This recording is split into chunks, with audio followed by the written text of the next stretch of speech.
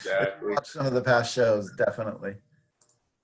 All right. Amanda, I think I did CPR in that room as like a training, one of those pre-harvest training exercises, and they did the CPR class in that room.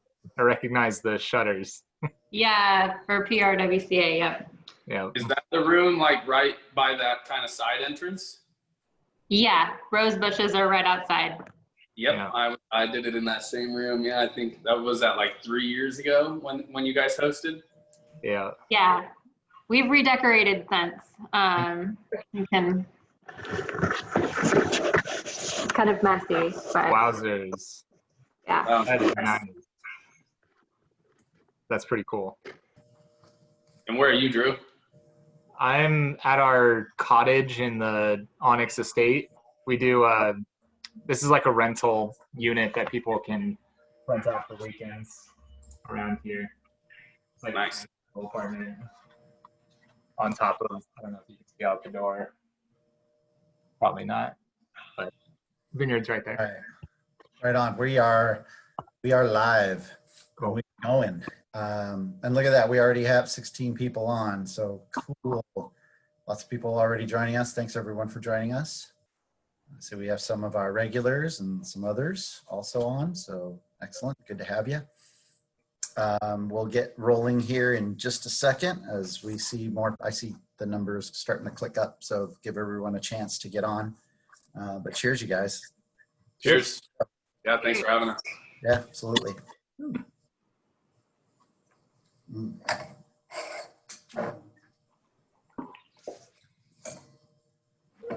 We're going to be doing that boot camp thing again here in August. So, but we obviously have to do it virtually. So, not able to go to Robert Hall or any of the other places where we've done them before. We're figuring that one out, but I think it's going to be a bunch of recorded sessions. So, Yeah, I think Kevin Lynn reached out to us about doing a few at the winery. I don't know how that would work. yeah, I don't know either. I totally want to do I keep saying every year, I'm going to do the forklift certification, and every year something. We'll get you on a forklift, Chris. That sounds fun. That sounds fun. It's been a long time. So we got shout out to my homies, Drew and Alex from Eric Parsons over there. Eric. Drew, how do you know Eric Parsons? He was in my fraternity. Oh, okay. Did you play rugby with him? I played rugby with Eric at Cal Poly, yeah. Oh man, he's a beast. He's a legend, certainly a legend. Oh. That's Well, I was, after our meeting that we did yesterday, I was curious, Amanda, because I actually always had aspirations of going to UC Davis growing up, but I wasn't smart enough and I didn't get in. So I was always curious what that experience was like. It's kind of a loaded question, but what was your experience like at the VIT program in Davis? I didn't do the VIT program in Davis. Yeah, so I majored in biological sciences with a neurobiology, physiology, and behavior specialty. So I was going to be a dentist. Wow. Yeah. You're even smarter than the VIT kids, and that's impressive. I didn't get into Davis either. My mother was destroyed. I definitely had to work harder than I should have. Well, I'm glad you ended up in wine. Yeah, it was my gap year. I did a harvest for my gap year before dental school and decided it was for me. Nice. Where was that gap year? Where'd you work? At O'Neill in the Valley. Okay. Yeah, so large facility, got to see a lot, and especially for someone like doing an internship, to be able to see like Mendocino, Lake, Sonoma, the coast, the Valley, like to work with all of the varietals, it was pretty intense, but worth it. I mean, I know that harvest can be pretty dramatic experience, but was there anything in particular that made you take such a hard left turn and say you wanted to do wine as like a full-time for your career? Yeah, it's mainly like being able to be outside and running around. The idea of being in a dental office or any kind of health office all day was kind of hard to stomach after being able to like run around and do a harvest and be out in the vineyard. it was going to be more of a shocking change than I had thought it was going to be. Nice. Drew, you want to take the show from here? Or? Yeah, you can just leave us, all right? Right on. All right, everyone, thanks so much for joining us. Here's another Zoom Hangout. Thanks for hanging out with me today. I'll introduce you to our panel. Our topic here is all about the millennial winemaker and their point of view. They were funny at the beginning before we went on. It's like they're joking as though we're not going to get much of an audience because nobody gives a shit what a millennial thinks, right? And I think a lot of you do as well. I think it's a really cool element of our industry in that if you watched last week and seeing how the mentor show went and how many people got their starts young, this time around we're talking to people that are getting their start pretty young. So I'd like to introduce who will be joining us today. So first we have Amanda Gorter, and she is from Robert Hall Winery. Amanda, you want to say hello and say a few things about yourself? Hi, everybody. My name's Amanda. I have been in the wine industry coming up on my 7th harvest. So maybe I'm an older millennial, I guess. But yeah, love being on the Central Coast. It's where I want to have my career. Cool. Right on. Alex Frost over at Sextant Wines. Yeah, cheers everybody. Alex Frost. I've been here with Sextant for about 5 years. Started off my first harvest was down in the Edna Valley. Popped down to South America to Chile for a vintage, and I've been in love with it ever since. So, happy to be here on the Central Coast as well. It's an awesome place to be. So, cheers. Thanks. Right on. Drew Nino. Yeah, so winemaker here at Onyx Wines. I've been with Onyx. The 2020 vintage will be my 6th vintage. Was assistant winemaker up until in the 2018 harvest was when I took over as head winemaker. And prior to that, I worked at Turley Wine Cellars in Villa San Juliet. And before that, I was child labor for my aunt and uncle as they built a small brand up in St. Helena called Barons and Hitchcock.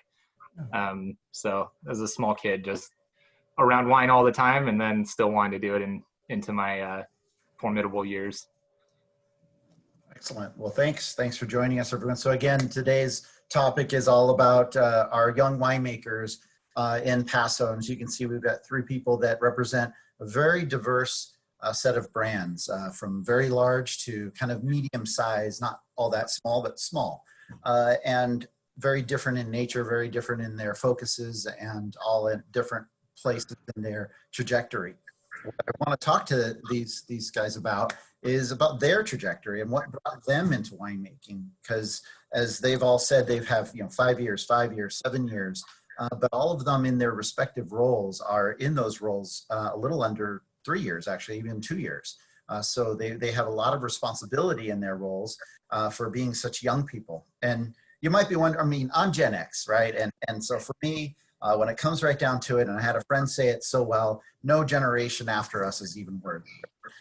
But the fact is that the boomer generation above us, they have, this demographic that includes just this huge numbers, as do the millennials. And so these guys are the next gen, if you will, that are going to be taking our wine industry forward. And I'd love to hear from them what their thoughts are as they're just starting out in very high level and responsible jobs in the industry. I want to start with Amanda. Amanda, you have a little bit more time under your belt because you started over in the Valley, as you said, with O'Neill, and then made your way over to Robert Hall. That's a big brand. That's a lot of wines. How do you handle responsibility? Like what are you doing there that is helping you manage, and how's it working with Don Brady? So working with Don, first off, is amazing. It's a pleasure to be able to work with someone who's been in the AVA for 20 years and basically pepper him with questions all day long. And then for managing large brands, I was actually in charge of some larger brands and contracts when I was in the Valley. So I have some experience to bring to Robert Hall. And I don't know, I guess I just love stress and the logistics of it all. But it's fun. It's like a puzzle for like any big brand. You know, you have grapes you're bringing in, you've got wine you need to make, and then you have to get all these blends together and then figure out like when it's going into the bottle. It's a lot of planning. And I think as long as you're on top of your plan, you can successfully manage a larger brand. Cool. You went to Davis. Do you think Davis had a lot to do with helping you get kind of prepare for some stuff like this? I mean, I understand it wasn't necessarily your trajectory, as you were saying, it was dentistry. It wasn't. Yeah. But do you think that helped you? Because it is a famous school for the enology and winemaking. Yeah, so I did some plant physiology, and I did some winemaking coursework while I was at Davis, aside from my regular studies. I think a university like that teaches you time management. And I think the other part of it for Millennial is like I have a large family background in agriculture. And so there's like an inherent work ethic for people who grew up in ag. You know, their parents, they're working long hours, grandparents are working long hours. Like the idea that like winemaking is 8 to 5 is just not happening, for me at least. So I think that's a big part of it too. Yeah. Drew, you have some experience in that. As far as family? Yeah. Yeah, I think to kind of piggyback off of that, it's when it's specific to winemaking, one of the big draws of getting into the industry was I did witness these family members working excruciating hours. And like you said, you must love stress and love pain. And I think that is said so well when it comes to winemaking and working in this industry, because I would watch them, my dad, who was making wine too, work ungodly hours and be so exhausted at the end of the day, but then they would go home and all they would want to do is open a bottle of wine and talk more about winemaking. And I'd never seen a profession like that. So 13-year-old me at the time, who was just starting to think about what I wanted to do when I grew up, at least for me, I'm the youngest of 5. So I feel like when I was in that 13 range was when my older siblings were starting to get into their professions, and it started to make me think about it. And all I really wanted was a job that felt like that, where they worked that hard and there was something to show for it at the end, and they just truly love the work. Yeah, that's cool. You guys were inspired early, obviously, into the business. And then with the two of you guys being Cal Poly guys, Drew and Alex, you know, already being local and then going to Cal Poly, that probably had a lot to do with getting into the industry. But Alex, did you go to Cal Poly specifically for this line of work? Is that what you went there for? Yeah, I did go to Cal Poly for wine and vit. My concentration was actually business. So, you know, they make you dabble in. So I took winemaking classes and did the viticulture classes. But a lot of it was marketing based. But as soon as I had my first internship and actually kind of got my hands on grapes and got to do that, you know, obviously it's not 9 to 5. My first harvest, we were up at, you know, 2, 3 a.m. and on the crush pad when fruit got there. And I just fell in love. It's, you know, it's more than a, you know, like the other two were saying, it's more than a job, it's a lifestyle. And when you fall in love with it, you just can't get enough of it. You know, harvest ends and there's a bit of relaxation, but then you're just excited about the next year already. You know, you kind of get into that blending time of the season, but you're always just looking at that vineyard ready for it to come back again. At the beginning, you know, in jest, I was saying things like what you guys had said about, you know, cares about what you guys think, or, you know, Gen X generation and all that. But honestly, in your jobs and what you're doing, do you find pushback being so young? Because you guys are so young, and yet you're making great wines. We're going to get into those in a minute, everyone. But do you find any challenges when it comes to anything having to do with your age and the fact that you're millennials, for instance? Any of them? I don't want to speak over anybody. Go ahead, Amanda. Yeah. So there's always the comments. I also get the oh, you make wine? You're a girl. But The young comments are just kind of like, okay, well, let me prove to you why. For me, it's a challenge. Everything's a challenge, but it's, it's about making relationships. And to be in a role like I am in this industry, for me, it's important to be making these relationships because this is a career, this is a lifestyle. And I think once people see how hard you work and what you can do, the age question kind of is irrelevant. Yeah, I agree. That kind of flies out the window pretty quickly because a lot of times, you're put into these situations and these conversations, and the conversation never starts with, hi, I'm so-and-so, what's your name, title, and career path? You get into a conversation and it turns to wine, and then it eventually leads to, well, what do you do? And then it turns into this, oh, you're quite young for doing that, not kind of bringing it up at the beginning and being like kind of condescending. And I've never personally run into any, real roadblocks because of it. People definitely seem surprised and taken aback, but I think, when you're lucky like us to have worked for some really cool wineries and winemakers, if you're a sponge in this industry and just take in as much as you can, and especially when you have the opportunity to travel, if you can get a couple harvests under your belt in 1 year, that's a huge advantage. So I always, anyone I meet who's, a little bit younger, I preach, go travel, go to another place, go see another winery, get 2 playoff seasons under your belt in 1 year. Yeah. That's good advice. Well said. I can't tell you how many times it's like almost annoying now when you meet somebody and you introduce yourself and you guys have been in a tasting atmosphere where people like, you're not a winemaker, you're too young. And it's like, you want to be really nice to them, but at the same time, you'd be like, F you. Like, you don't know my background. You don't know where I'm from. Like, you don't know any of that. Like, but I understand, I guess, the stigma around the profession is these people who have a wealth of experience, but all of us know, I mean, I tried both of your guys' wines. They're outstanding. You guys are amazing winemakers.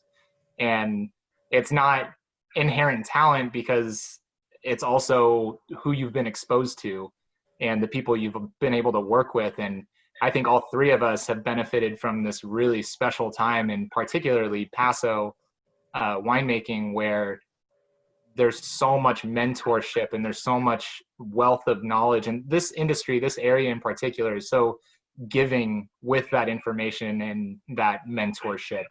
And it's so cool that you guys had that mentor show last week, because I feel like that's all happening again. And for me personally, getting into Paso winemaking and 2011 was my first vintage in Paso at the time, and soon thereafter, Anthony Yount was starting to get onto the scene, and he was somebody who laid the groundwork for young people to dive into the industry and be incredibly successful, and have a really talent for just conveying wine. And I just think we're in a cool time right now where it's much more accepted than maybe it was in the past. So I don't know, I'm just happy to be here. Right on. I remember actually some years ago, it was like Brian Benson. He was the young guy. He was the young cat here making wine at, underage and all of that. And eventually, finally, I'm not sure I am. 21, he was able to actually, roll out his brand and everything else. But from there, it grew and it grew so much. And I think that's well said too, Drew, about our region, and why I was really kind of interested in doing this show is because what I like about doing this is that we're kind of unraveling the layers, if anything, of Paso in every show. And we're showing all of this different personality that we have here, young, old mentors, and whether it be stuff happening in the vineyard or in the cellar or wherever, we're just kind of hoping to expose people to what Paso really is without actually being here. And so that was so well said about how we're all kind of trying to, better each other from within. Let's talk a little bit about wine. And then we'll kind of get back into this subject again. But first off, what I'd like to do is share my screen with everybody. And just a second here. So we are going to be, come on. Oh, well, let's doing that again. So let me change that to that. We have a 2019 Verdejo white wine from Sextant. First up, and tasting through that. Alex, tell us a little bit about this wine and tell us a little bit about Verdejo. I don't think we've done a Verdejo on our show yet. Right on. Yeah, no, Verdejo's it's a fun varietal. It was, you know, something new for me when I started here with Sextant. You know, as far as its origin go, it's a Spanish varietal, or more particularly an Iberian Peninsula varietal. It was cultivated in France and then brought over to the States. You know, our quest has been to kind of find a white varietal that will flourish in Paso. You know, and we love the way our Grenache Blanc produces. You know, there's some great Sauvignon Blancs in Paso, but we planted this little block of Verdejo, and it just shows great. We've kind of, it's taken us a few years to figure it out, but we pull it a little bit early. You know, we try and get it at a slightly higher acid point, a little bit lower alcohol, and it just shows, you know, floral and not those kind of concentrated tropical fruits. And it's just turned into a fun wine. We got a concrete tank this year, and we're gonna play with it in some concrete. It's just been done in stainless up until now, so I'm excited to try something new. As far was as that you? Was that your doing? You wanted to try to see what's happening with it with under concrete? Yeah, I was lucky enough, like 2 years ago, I got to go up and tour the Sonoma Cast Stone facility up there, you know, and we, you know, concrete's always something that, you know, it was totally the way to do it 100 years ago. And now it's kind of coming back, right? Everyone wants concrete. So I got to go tour that facility, see how they make them, you know, got to taste some wines out of some concrete. And I think it would just really lend to the minerality that this wine wants to show. And it'll be interesting. This will be year one with it. We're going to do a little trial concrete next to stainless. You know, so we got to get it right in the vineyard first. But no, I'm looking forward to it. It should be fun. Right on. What, tell me real quick before we go on maybe to the other winemakers, and they might have some comments about the wine, but what might be your expectation with concrete at this point? Like, what are you thinking? Like, what would it do different and all that? Yeah, I'm hoping that, you know, maybe if we were able to let it hang a little bit longer, and let the natural acidity come down just a hair. I don't think that the acidity is abrasive on this vintage, but I think if we could get it in that concrete and allow the minerality to come through more on the aroma, that things might line up a little bit better. You know, I think the wine makes sense from aroma across the palate, but I think it just might be the perfect merriment. So we'll see how it works out. I don't know if the other two of you have worked with concrete, you know, have any opinions there, but there's, you know, we talk about, you know, millennials being younger. It's always just trying to find the next thing to do. And I think that's what's, you know, an advantage for us being a little bit younger and not having, you know, 37 harvests under our belt is, you know, we want to continue to see new things. And, you know, I don't think any of us at this point think there's one way to do it with every varietal and that we should be stuck in that. So I think that's another thing that's special about this industry is it's important to continue to push the envelope. So, yeah. Yeah, I can tell with this variety, I don't have a lot of experience with it, but I kind of get the sense from tasting other varieties from the same region and kind of the sense of this wine is that it's one of those white wines that tends to have a lot of body, and it's maybe a little bit more of a viscous variety. And I applaud you so much for taking the conscious effort to start picking it earlier and bring acidity to the equation, because that's exactly how I like to deal with Viognier, which is also a heady body. And you need something to cut through that weightiness of the white, and acidity in my mind is the best way to do that. And I think the concrete too is just another textural element that will just help other things to shine. So it's really, really well done. No, and you're, you know, thank you very much. And you're totally right. Like if you let this get to even, you know, like 23 and a half bricks, like it can get thick. It gets VO like very quickly. So now you hit it on the head there. And I think yeah, that's why you just got to take a look back at your vintage every year and see how you can do it better. Yeah. Yeah, harvest based on acid, not on sugar, and just be comfortable with the alcohol you have. Yeah. Which again, like the young person influence, I feel like the tendency in Paso has always been ripe. And I think it takes a fresh set of eyes sometimes. And that's no dock. I think that there's been great wines that have made that way too. But this is another style that only increases the reach of Paso in the style of wine that we can make, and the kind of wine drinkers that we can reach too. Alex, I'm curious, did you go egg or you square concrete? Right now, I've got a couple of hippos on loan. So they're the, you know what I'm talking about? They're like rounded. Yeah. It's an ovular face, but then it goes kind of long and deep. I don't know what I'm going to, we'll see how these turn out. Like I said, this will be my first experience with concrete. It'd be cool to get some eggs in the future, but yeah, we'll see. We'll see. Cool. So moving on to the next wine, we have a Carignan, which I'm so happy that you chose this. And I want to know why, of course, from your point of view, but it's 91% Carignan and 9% Grenache. Love this new packaging, by the way, from Robert Hall. So slick. It's cool. And talk about this wine. Tell us a little bit about it, Amanda. So in our club program, we do a rotating Rhone red and a rotating Bordeaux red. And so this is one of our rotating Rhones. And we like the idea of like being able to like do something new, but not commit to it like year after year.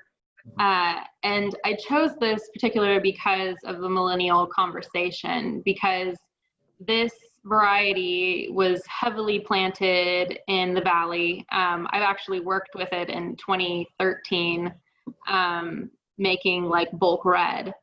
It has a tendency to be very vigorous and so be very high yield.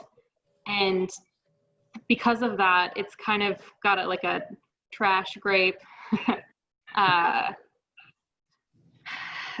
so kind of name for it. So the idea for us was, let's make it, but let's find a really cool spot in Willow Creek and let's show what Carignan really can be when you take care of the vineyard and you are conscientious with the winemaking. We're really happy with it. This is the first time we've ever done a Carignan, another kind of the new millennial kind of track. So yeah, that's lower alcohol. We refrigerate it a little bit before we pour it and we drink it for summer. It's kind of perfect time of year. Yeah, I actually chilled it a little bit earlier as well. So yeah, Robert Hall, I mean, let's talk a little bit about the brand there. I mean, it's been around for quite some time. Flagship is really like Cabernet Sauvignon and the like. And so seeing a Carignan coming out from Robert Hall, that's very new, and clearly because you've worked with it, that's been your influence. Yeah, Don and I, we scout vineyards together, so it's not fully my credit. We don't like to take like full credit for things. We stumbled across the vineyard and it's kind of like, okay, well this would be really cool. Let's try it, and what's the small, 4 tons is like our small. And so let's do 4 tons, let's put it in a whole bunch of different barrels and figure out like what Carignan means for us. And with having larger programs, it's kind of a risk-free venture for us. So Carignan's a big fail. We have, 800 gallons, let's go put it in a red blend, or, we can take care of things that don't, make tasting room quality. And that being able to like cascade wines is kind of one of the things I really like about the company, O'Neill. We're really responsible with what we're doing and quality. Cool. Guys, this wine, so good. Yeah. It's really good. Clean. No, it is very clean. That's a really good way to describe it. I'm interested to know what the oak program is on this. It seems like there's some good kind of oak aroma influence on the nose, but it does not overpower at all on the palate. really like respects the acid, respects the fruit, it's clean all the way through. Yeah, what is the oak like on this? Yeah, so it's actually 50% new French oak puncheons. The other is neutral puncheons. They're blonde toasted though, and so it's mainly kind of like structure and lifting fruit. We're not trying to, we have other wines that we like to char, but this is too delicate to really do that with. No, I love that. That's awesome. I think that the punch-in was a really good approach here. That worked out just right. You don't have, just like you said, the oak is still present on the nose, but because it's that larger barrel, less surface area contact, yeah, that's perfect. Yeah, thank you. And again, what kind of old school Paso winemaker would be using blonde toast barrels on wine? Right. There's no 17% Zin blend going into a blonde toasted barrel, right? Yeah. Probably not, no. well integrated. I would ask questions, but it's one of those labels where somehow you manage to put every little piece of information that you could ever want to know about the wine right on the label. That's pretty yeah. cool. The joke's on me. I have to do TTB approval every single year. So. Yeah. Yeah, because you can't hit that TA every year, I guess. No. Nice. And Really you said it's Willow Creek. Are you able to share what vineyard it came from? I typically don't, but for you guys, it's from Paper Street. Oh, right on. Cool. really That's awesome. Yeah. Yeah. I need to do just a complete show dedicated to wines from Paper Street. I think that would be cool. There's a lot of people in Paso currently sourcing from there, and it's just turning out to be this kind of new star vineyard in town. So, cool. Well, that kind of running down from there into Kyler Canyon Road area, like I keep saying, because Onyx just got a property over there next to Terry Hogue that we're developing, and I keep saying that screw Willow Creek, like let's get Kyler Canyon District up and going. We don't need Willow Creek. We can be our own thing. You'd have to carve that out of Willow Creek, though. sub AVA, I think. Yeah, exactly. Yeah, I'll let you take that one to the board. That sounds like quite the battle. That would be a challenge for sure. Yeah. Fine. Drew, we've got Mad Crush from you. I'll tell you, everyone watching, the labels today, and I'd love to talk a little bit about them if you guys can, but the labels today are so cool. Thank you. I wish I had more of a part in it, but I can't say that I can even draw stick figures well. But yeah, we did just go, this is kind of an exclusive look of in 2018 reds and in 2019 whites and rosés, all underwent entirely new packaging and label redesign. So I think this is the first time it's actually been shared ever. So everybody here has to keep it super duper secret, or else Cassidy might get really, really mad at me. Your secret. So, what is our blend here? So Mad Crush is always typically a Grenache Tempranillo Mourvèdre is where we start. And then everything outside of that is tinkering in the blending process. At the end of the day, we want Grenache to shine from the Onyx Estate, which is in the Templeton Gap District. Just this perfect blend of high-toned fruit, really expressive aromatics, and very true to Grenache. It's really hard to make an opaque or even a over extracted Grenache from our property. It's one of the most consistent grapes that we have on the property. And then early on, we experimented with Tempranillo as a blending agent into Grenache. It, at least on our property, has some of the exact same fruit aromatics and flavor profiles that Grenache has, but it has this weighty backbone of grainy tannin. So Grenache, which doesn't particularly have a huge amount of tannin bringing to the equation, we introduced Tempranillo, which preserves a lot of those aspects of aromas and flavors that Grenache has, while adding that tannin structure that you're looking for. And then a little bit of Mourvèdre for mid-palate to just kind of tie everything together. And then in this one, we added a little bit of Petit Syrah and Malbec just to add a little bit of depth of character to the wine as well. And so for everybody watching, before we start commenting and I ask the other winemakers to comment on this wine, just a quick recap here in that wine in particular, Templeton Gap District here. So where Templeton is, it's basically kind of down here, probably just below the G here of Templeton Gap District, where this vineyard is located, which it's such a cool vineyard in that it is perfectly in a swale that leads down to a creek with a quite dramatic hillside going up that's oak studded. And so it's right in the path of that Templeton Gap effect that we've talked about on the show before, where cooling winds in the afternoon comes from over here in Estero Bay and helps to cool off our AVA. And then the Willow Creek District being over here, and Amanda being so good as to tell us that Paper Street. So that's kind of over here in this little kind of funny little nodule of Willow Creek District. That would be where it's located. It's kind of almost right at the little Crookneck, I believe, or maybe just off of it. And then the Verdejo from the El Pomar District, right? Yeah, correct, El Pomar. So that's going to be over here in the El Pomar, and pretty much right where the Pomar Junction is, I think. So that's right about where the eye is. Yeah, our vineyard is just next door to them. So right there off of Almond Drive in South El Pomar. Okay, so right over in here.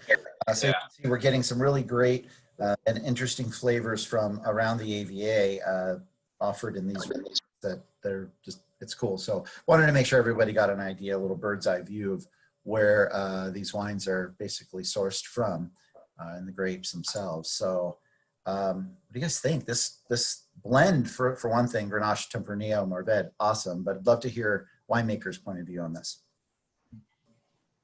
Yeah, definitely great wine, Drew. Tasting really nice. My question: Do you firm everything on its own? You guys come to the blending table later? You doing anything fun with these? I personally, I'm getting almost like, is there any whole cluster in here? I get a little bit of kind of that stemmed character on the nose, where it's like your black pepper, but not too green and stemmy. So talk about that. Talk about your fermentation. I am a huge fan of whole cluster fermentation. For Grenache, Mourvedre, Syrah is kind of a comfort zone, but even have played around with it in some other varieties. But 2018, as you guys know, was kind of an anomaly of a year where it was dramatically cool and like late bud break. Everything was just super late. And especially in the Templeton Gap District, that was a year where the stems just did not have the flavor that we were looking for to be included into a fermentation. So actually 18 is one of the years that we didn't do hardly any whole cluster, but we do a lot of whole berry fermentation, particularly on Grenache. When you do whole berry fermentation, and I'm going to try and focus on Grenache a little bit because that's kind of the showpiece of the blend. The whole berry fermentation never allows the wine to get above 80 degrees in peak fermentation. And that, in my mind, with Grenache, preserves a lot of those more floral characteristics, a lot of the more delicate aromatics and flavors. And it manages the tannin level within the wine as well. So as far as consistency of producing Grenache, we always do whole berry fermentation.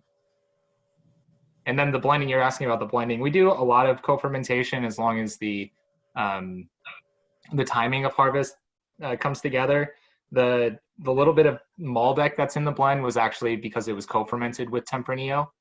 A lot of the time we'll co-ferment the Malbec with the Tempranillo to bring a more velvety, smoothed over, refined tannin to the equation, as well as some more acidity. Our Malbec on the property is by far the most acidic thing, besides some library clone petite that we have. And then we come back in summer. So for the 18s, we came back in the summer of 2019, blended all the wines, put them back to barrel, and they aged another 10 months before we bottle them as a blended wine. So what's the inspiration? I mean, I guess these varietals maybe not typically seen together, and that's one of the great things about Paso is that you can be kind of rebellious with your blend. What's the inspiration? For this one in particular? Yeah. Well, the name Mad Crush comes from the beginning stages of the company and the winemaking. We were making wine in a tiny corner over at Zenata Cellars on the 46 West, and Eric didn't give us a lot of room. And we had this tiny vineyard that just by necessity, we had to co-ferment a lot of things together. And one of those inevitable co-fermentations was a Grenache and Tempranillo that came together. And it came out on the other end very Grenache, but with this amazing structure within the wine. So this is the only wine, Mad Crush is the only name that's made it from, the first vintage was 2008. And it's the only wine that's been made every single year since. It's delicious. Thank you. Yeah, it's a cool wine, man. For only being, I just looked at the label, 56% Grenache. Yeah, you really still kind of respect that Grenache style. It's a fun one. We don't get quite that explorative with our blends over here. We tend to keep Rhones with Rhones and Bordeaux with Bordeaux, but we play around with it a little bit sometimes. We threw like a few cases together, like 3 barrels of like Grenache and Cab that we did together just for the crew, and it's fun to get, like you were saying, Amanda, just pushing the envelope with blends. Yeah, I mean that's what we've kind of made our namesake on in the early years, was just atypical blends a lot of the time. And I mean our rosé is a rosé of Tempranillo, which where do you ever see that? So yeah, it's a comfort zone for us for sure, and it's just a deep understanding of the property and what works well together. Yeah, that Tempranillo rosé. So for everybody out there watching, we do blind tastings here at the Alliance for some programs when we go out of area, and that rosé always scores so well. You guys do really well with that. So we end up using that for some programming out of area for trade and the like. So good on you guys for that one. What kind of switching gears in a sense, but so your trajectory in this industry, I mean, I'm curious. So are you where you want to be? I'm going to guess no. You probably want potentially your own label or who knows, something else. But where do you see yourselves in the next 5, in the next 10 years? And where do you see Paso in that next 5 to 10 years? And Alex, let me start with you. All right. Yeah, I would say to answer your first question, where do I want to be? Do I want to own my own label? I don't think so. I don't know if to be quite honest, that financial burden sounds quite troubling. And I love working for a company that's, got a little bit of money in its back pocket, and I don't have to sweat those bills coming through the door. But no, I love this area. Sextant in particular is a company I've, fallen in love with. That's why I'm here. But I think for me, obviously, we can all say, if you had to ask me, while I was at Cal Poly, will you be a winemaker, by the time you're 28 years old, I'd say, no way, not a chance.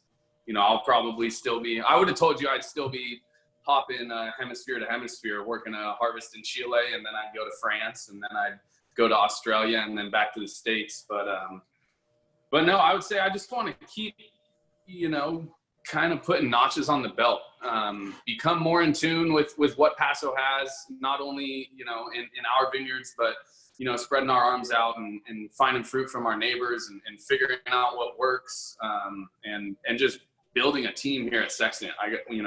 We have an awesome team here. I got my cellar master, Adam, is, killing the game, and we got some great guys in the cellar. We have our other kind of sister winery, Paris Valley Road, who's just getting their feet off the ground.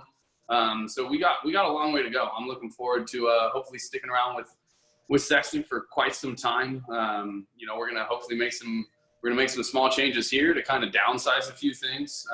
Now that we have our new slightly larger facility, we're able to downsize a little bit and move away from some of our tank storage and have more room for barrels and concrete tanks and things like that. But no, I would just say continue to be a sponge and soak up everything that's available here in Paso. And I guess hang out with more millennials.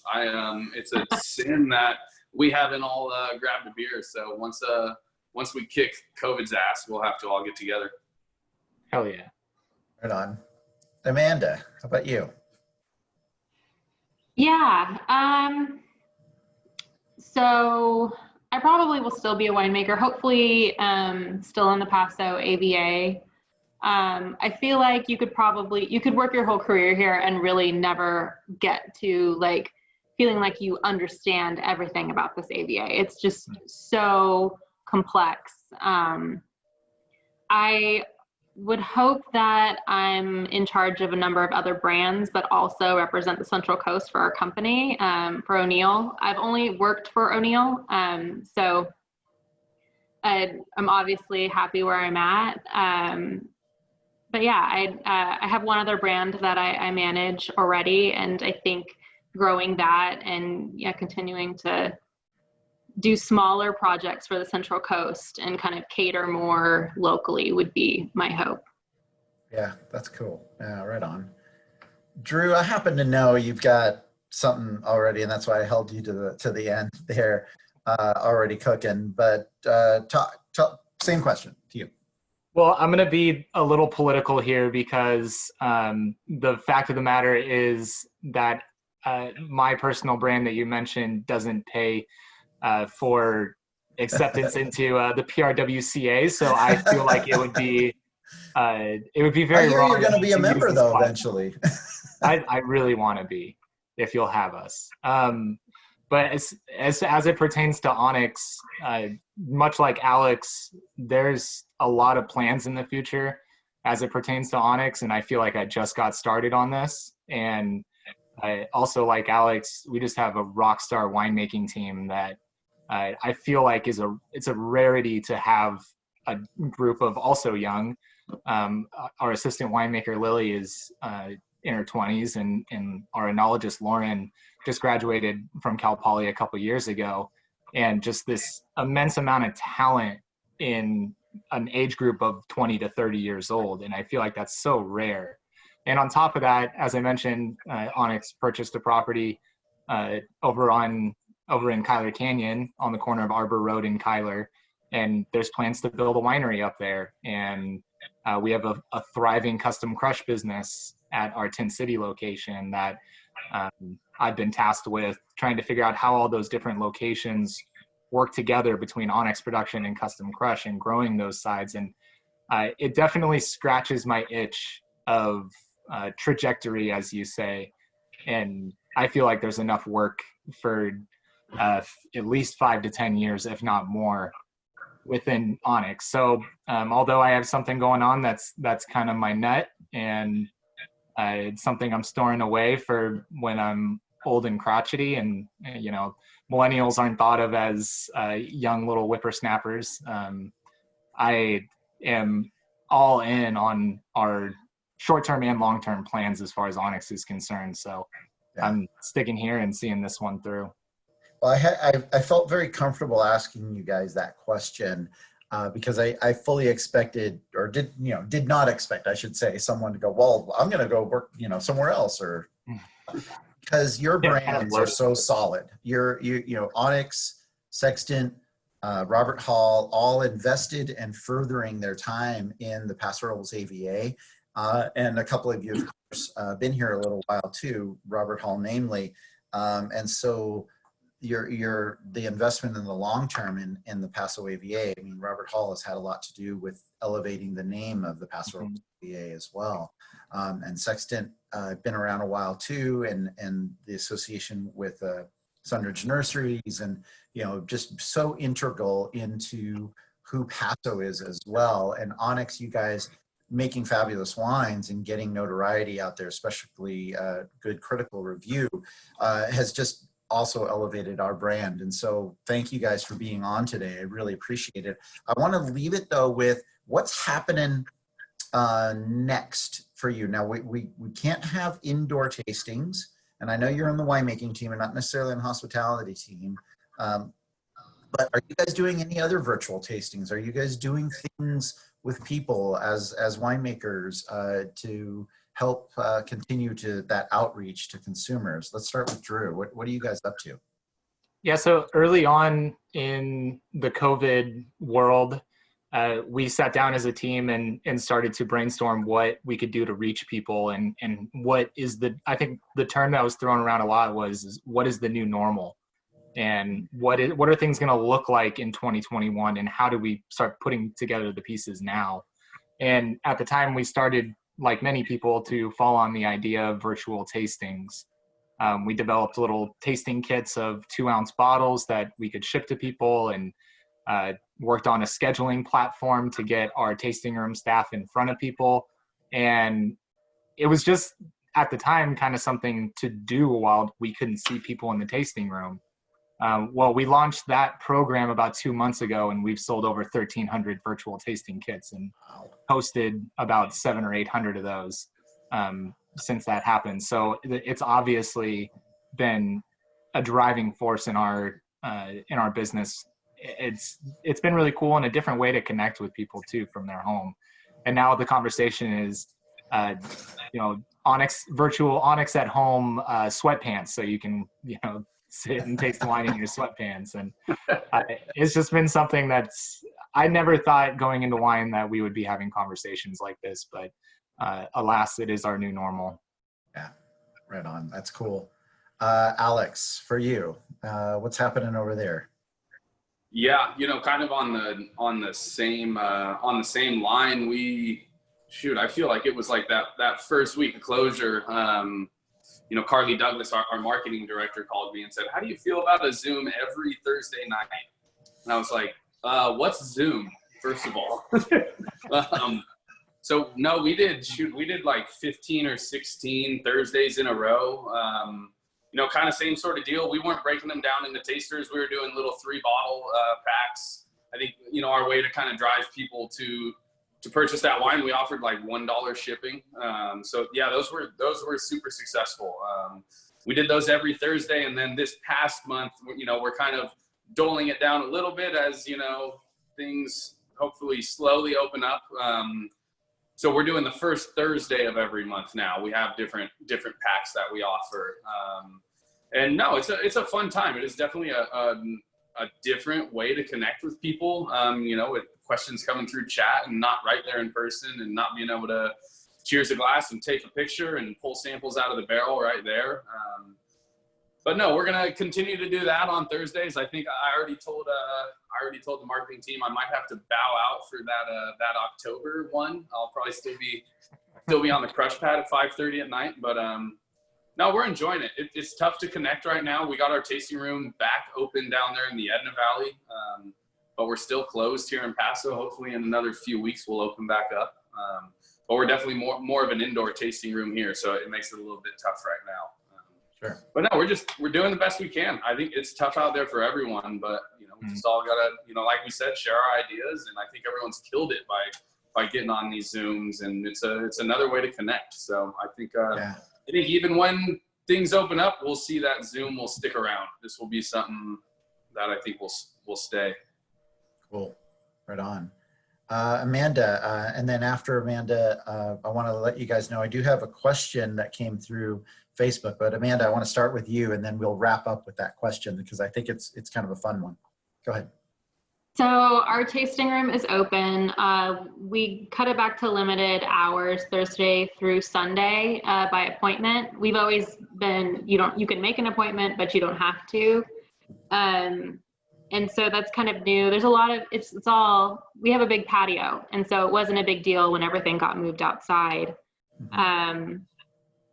Our hospitality team has done virtual tastings. I haven't done very many for general public, but we have used Zoom for distributor meetings and other like national brand communication, and it's worked really well. I normally travel 3-4 weeks a year for our wines, and wasn't able to do any sales trips this year.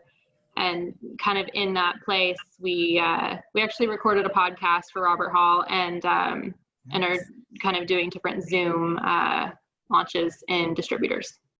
Cool. Is that Zoom, or I'm sorry, that podcast, is that consumer friendly, or is that a trade thing?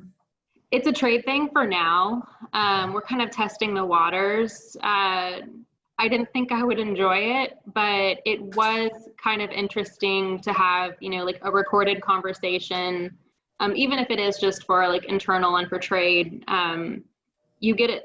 It's kind of like I was talking about the AVA, or I was talking about how the wine was made. I think there is value there. Cool. Okay, last question that came through. This one has to do with how a lot of millennials drink the new seltzer alcohol drinks. And what would you say about this? And from your profession, how would you introduce or persuade your fellow millennials to switch to wine or learn more about wine? Oh man, I'll jump in. I think Drew, I want a still shot of Drew doing that. right. I think I'd probably already had a few glasses of wine. It was a week or two ago, and I was with a couple people, socially distanced, of course, and they were drinking, you know, White Claws or Trulies, whatever they were, and I was like, I am boycotting that drink. It is normalizing high amounts of sugar and alcohol. You know, those things have like 7 or 8 grams of sugar just in that tiny little bottle.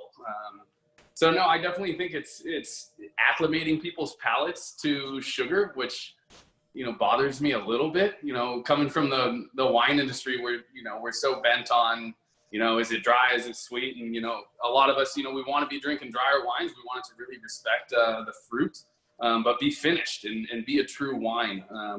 I think if you're drinking those seltzers, you're adding a lot of sugar to your diet, and wine's a more natural way to go. That would be my pitch.